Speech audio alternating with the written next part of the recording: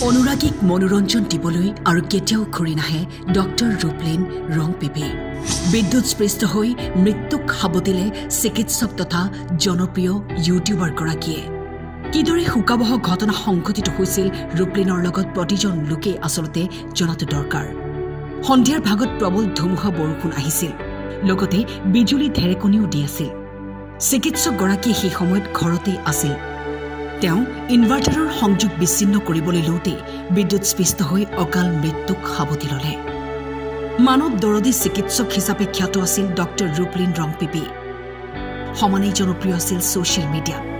বিভিন্ন ধৰণৰ মনোৰঞ্জন সূচক ভিডিঅ' বনাই দৰ্শকক মনোৰঞ্জন দি আহিছিল ডক্টৰ ৰূপলীন ৰংপিপিৰ মৃত্যুৰ খবৰ পাই চকু সেমেকি উঠিছে বহু লোকৰ শোক প্ৰকাশ কৰিছে ছ'চিয়েল মিডিয়া যোগে কোনেও বিশ্বাস কৰিব পৰা নাই ৰূপলীনৰ মৃত্যুৰ খবৰ ৰাজ্যৰ মুখ্যমন্ত্ৰীয়েও দুখ প্ৰকাশ কৰে তেওঁ লিখে প্ৰচুৰ সম্ভাৱনাপূৰ্ণ চিকিৎসকগৰাকীৰ মৃত্যুত শোকাহত হৈছোঁ কাৰ্বি সমাজে ৰূপলীন ৰংপিপিৰ অৱদান সদায় মনত ৰাখিব